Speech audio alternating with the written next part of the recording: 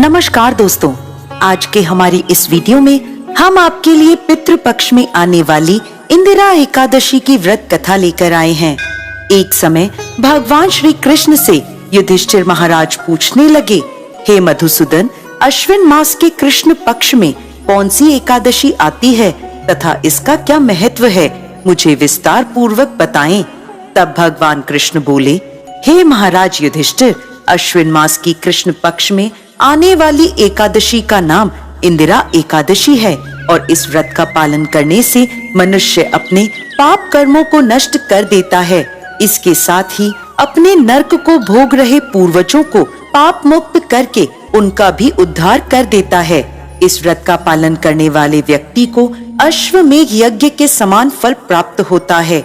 युधिष्ठिर महाराज को आगे इंदिरा एकादशी के व्रत का महत्व बताते हुए भगवान श्री कृष्ण ने महाराज युधिष्ठिर को कथा कहना प्रारंभ किया। सतयुग के समय में माहिष्मती नामक नगरी में इंद्रसेन नाम का अत्यंत पराक्रमी और यशस्वी राजा राज्य करता था। राजा इंद्रसेन ने अपने समस्त शत्रुओं का संहार कर दिया था। वो भगवान श्री हरि विष्णु के परम भक्त थे। अपना हर कार्य श्री हरि के नाम के उच्चारण के साथ प्रारंभ करते थे। भगवान विष्णु की कृपा से उनका राज्य धन धान्य पुत्र पौत्र और समस्त सुख ऐश्वर्यों से संपन्न था। एक दिन राजा इंद्रसेन अपनी प्रजा के मध्य भगवत चर्चा कर रहे थे। तभी उन्होंने आकाश मार्ग से भगवान श्री हरि के परम भक्त देवर्षि नारद को धरती पर उतरते हुए देखा।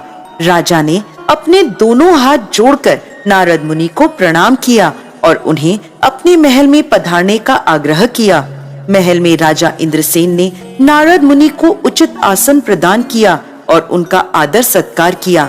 राजा के इस आतिथ्य से प्रसन्न होकर नारद मुनि ने राजा इंद्रसेन से 3 प्रश्न किए।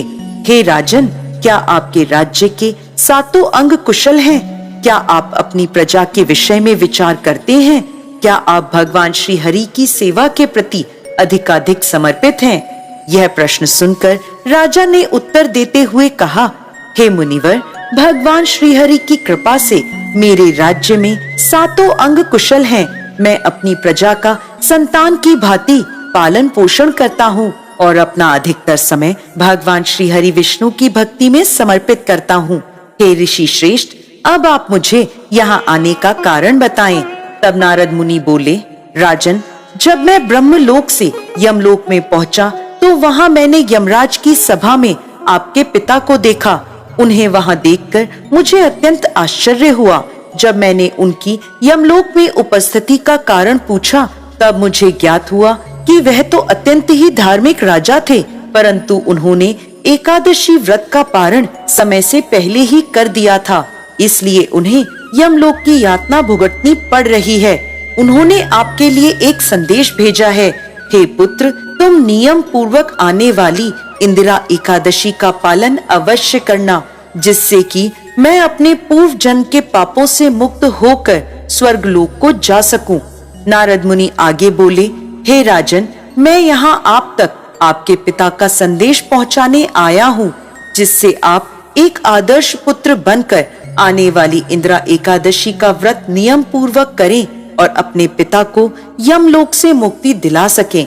नारद मुनि की बात सुनकर राजा इंद्रसेन जिज्ञासा पूर्वक पूछने लगे, हे मुनिवर, इस एकादशी का व्रत और इसका पालन कैसे करूं?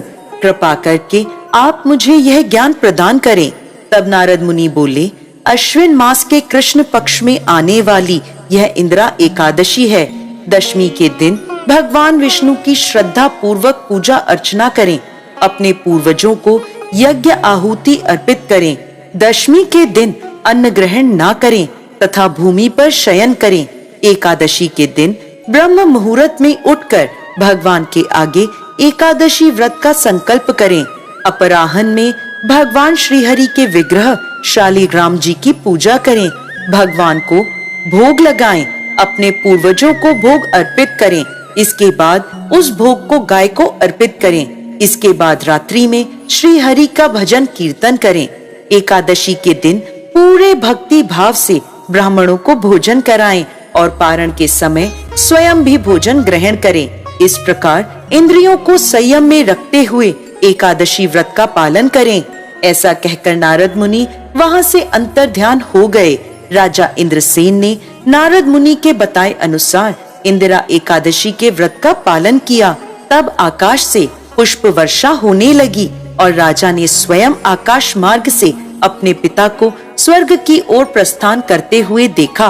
कथा समाप्त करते हुए भगवान श्री कृष्ण कहते हैं, हे युधिष्ठिर, इस प्रकार इंदिरा एकादशी के व्रत का पालन कर राजा इंद्रसेन ने स्वयं भी वैकुंठ लोक को प्राप्त किया था।